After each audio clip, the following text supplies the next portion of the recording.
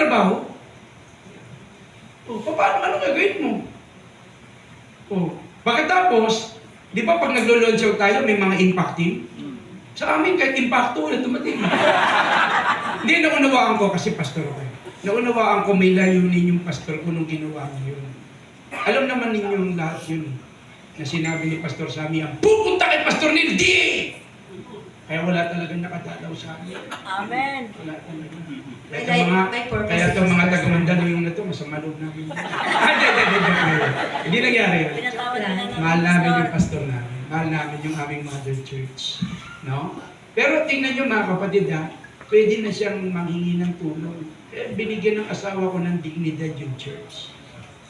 Paano ire-respeto ng pamilya niya ang pagpapastor kung ang pagpapastor ng lilimos, nangihingi?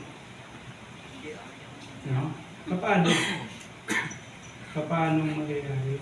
So, tiis siya. Graduate ng college, nagtitinda ng daing. Tinda ng daing. Gusto na ng kwento.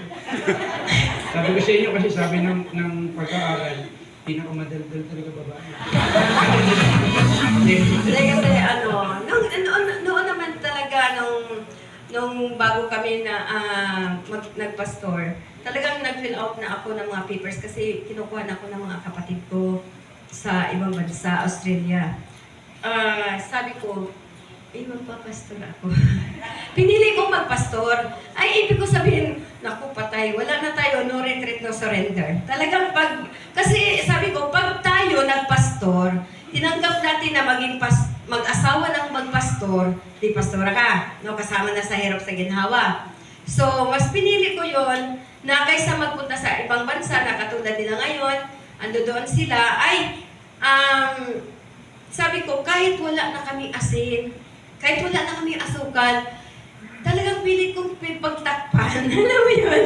Kasi sa pagkasabihin sa akin, pinapunta ka dito, ganun, di ba? Parang, baka sabihin nila, ganyan ang nagpapastor. Pero hindi naman ganyan ang mga kapatid ko. Niluloko lang nila ako, paano mo nalalaman? Paano mo naririnig na tinawag ka ng Diyos?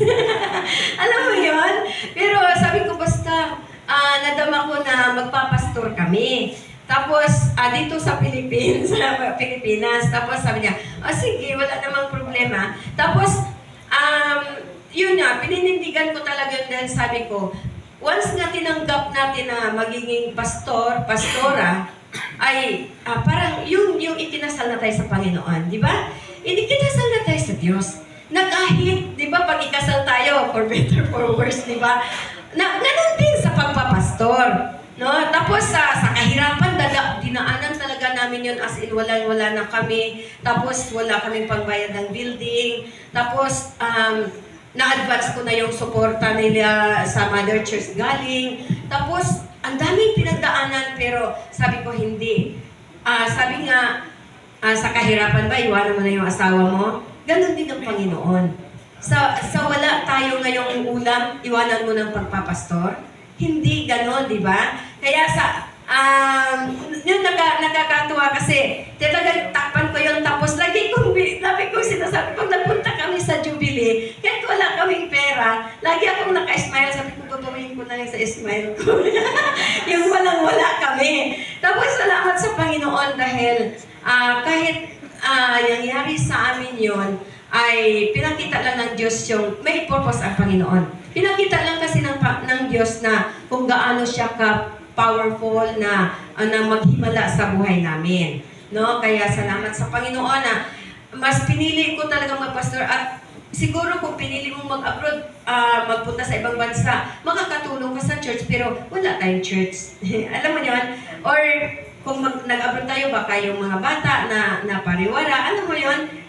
Hindi tayo naglilingkod ng tapat sa Panginoon. Kaya nagpasalamat ako na mananatili tayo dito dahil namimiss niyo ba yung tapang mangaral ni Pastor Sammy? Ganon tayo, di ba? Na lumubog tayo sa ganon. Nga kahit sa mga problema, kayang-kaya na nating harapin. Dahil tinuruan talaga, yung style ni Pastor Sammy, yung tinuro niya sa atin, yung maging matibay ang ating pananampalataya talaga. So, madaling sabi, talaga, ang babae, hindi mahihirapang magtagumpay si pastor pag yung babae